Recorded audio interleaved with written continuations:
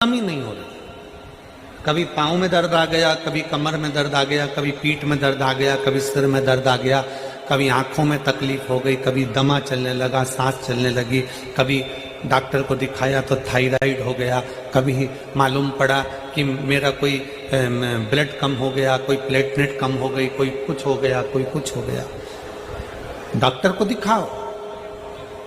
हमने कल भी कथा में कहा था, परसों भी कहा था कि डॉक्टर शिव का एक रूप होता है, उसको दिखाओ। डॉक्टर जो दवाई दे कुंदकेश्वर महादेव के नाम से उसको खाओ।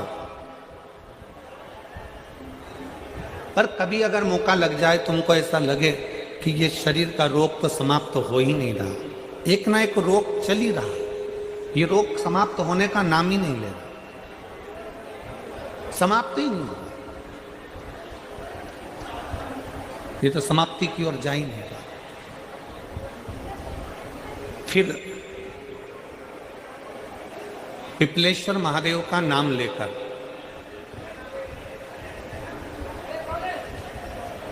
पिपलेश्वर महादेव का नाम लेकर कुछ भी मीठा जो बना सकते हो, हलवा बना सकते हो हलवा, सीरा बना सकते हो सीरा, खीर बना सकते हो खीर, चूरमा बना सकते हो तो चूरमा, लड्डू बना सकते हो तो लड्डू, जो तुम घर में मीठा बना सकते हो उसका केवल 7 ग्रास का अन्न। कितने ग्रास? जम के बोलो जरा। 7 ग्रास। 7 ग्रास मतलब 7 कोर, 7 ग्रास का अन्न एक पात्र में ले लो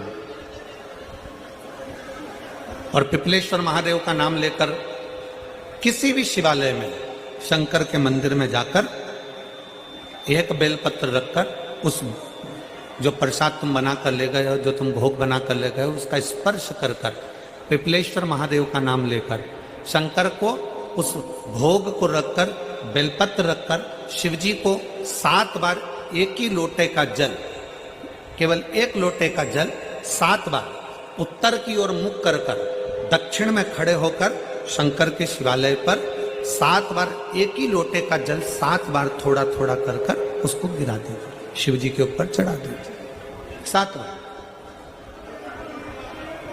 बाद में जो प्रसाद पर आपने बेलपत्र रखी है, उसी बेलपत्री को उठाकर शंकर के शिवलिंग पर चढ़ा दीजिए। बाबा को प्रणाम करिए, बाबा मेरे शरीर का रोग समाप्त नहीं हो रहा, गोलियां खा रही हूँ, दवाई खा रही हूँ, कुंदकेश्वर महादेव का नाम लेकर दवाइयां ले रही हूँ, पर कभी घुटना, कभी कमर, कभी आंख, कभी थायराइड, कभी कुछ, कभी बीपी, कभी शुगर, कुछ ना कुछ चल ही रहा है। बाबा अब आपको संभालना। किसी भी दिन पिपलेश्वर महादेव का नाम लेकर वो चढ़ी हुई बेलपत्री लियाओ, प्रसाद लियाओ, घर पर आने पर जैसे ही घर के अंदर प्रवेश करो, सबसे पहले बेलपत्री को चबा चबा कर खा लो। फिर वो जो प्रसाद है, उस प्रसाद को 7 गांठ से थोड़ी थोड़ी देर में 7 बार में उसको खा लेना। बाबा देवाधिदेव महादेव का नाम लेकर, पिपलेश्वर महादेव का नाम लेकर प्रणाम कर कर जल का आचमन, हाथ की हथेली में जल लेकर 7 बार आचमन कर लीजिए और शिव का, पिपलेश्वर महादेव का नाम ले लीजिए। धीरे धीरे 15 दिन लगेंगे और 15 दिन में बीमारियां अपने आप कम होना प्रारंभ हो जाएगी और बाबा आपका हाथ पकड़कर आगे बढ़ाएंगे। शिव तत्व की प्राप्ति 5 दिन की फरीदाबाद में शिव महापुराण की कथा हरियाणा की इस पवित्र भूमि पर 5 दिन की चल रही है। आज कथा का 4th दिवस है। कथा के माध्यम से आज कथा की शिवरात्रि है। आज कथा की शिवरात्रि। कल कथा सुबह 8 बजे से 11 बजे तक हो जाएगी इस पंडाल में। टीवी पर 2 बजे से 5 बजे तक आ जाएगी। कल कथा टीवी पर 2 से 5 आएगी।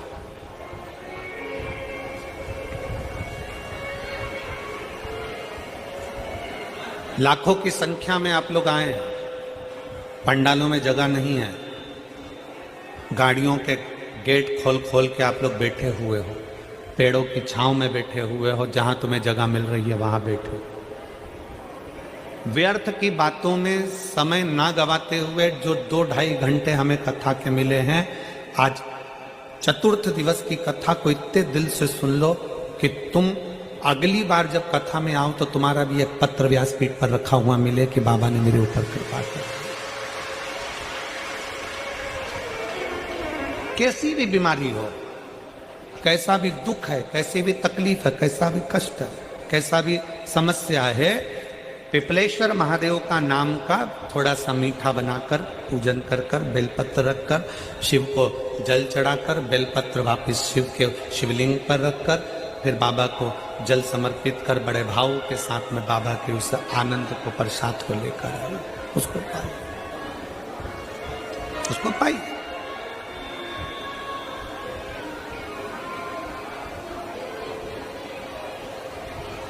पर भाव के साथ